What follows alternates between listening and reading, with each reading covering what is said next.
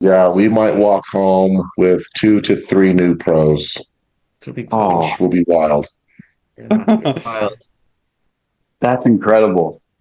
Yeah. That's Yeah, great. everyone And here just kind of pushes each other, so it's kind of easy to get good because everyone's pushing you and it's fun and just feed off of everyone's energy.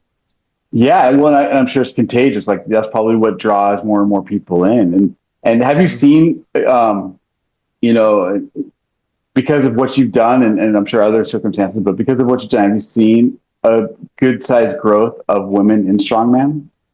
Oh yes, huge.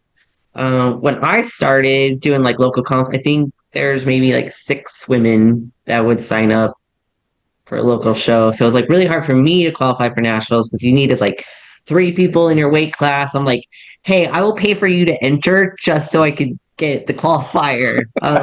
And now we're selling out for Athena's with like 50, 60 people.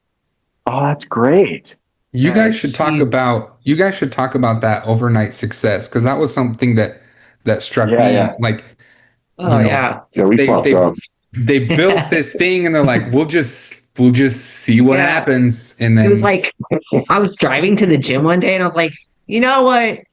Maybe I should host all women's comp. Maybe that'll get more people. And I'm like, I really hope I could get like a dozen, maybe 20 people to sign up, and then it sold out at like 50. And I was like, oh no. Now I have to I've been do like it. I've been so wrapped up in like the strength community because I'm a massage therapist. I worked at a different gym. I worked on a lot of power lifters, and I made 2 of the events like a squat and a deadlift. And I was like, well, this is like kind of like powerlifting with some other things. So I kind of snagged some power lifters and they're like, this is fun. And so they just like made the switch over to strongman. We're not above poaching, put it Yeah. that way.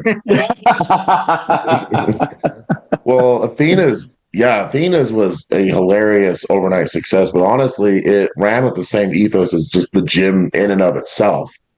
Like we opened with really not much of a plan. We had, a couple of ideas, let's cater to women, we'll see what happens. And the 2 other gentlemen, Fairbrother and Brandon, who we opened the gym with, uh, we no one can. When you have the name the Sweaty Pig, you're kind of no longer tied to any kind of standard, right? You can do whatever Yeah. you want. And so we just started just goofing around with the reels.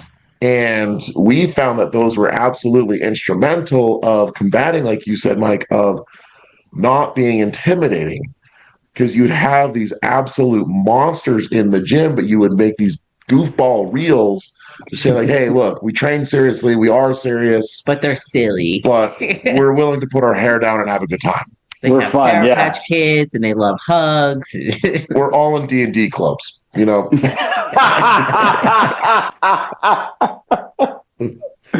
That is amazing. That's great.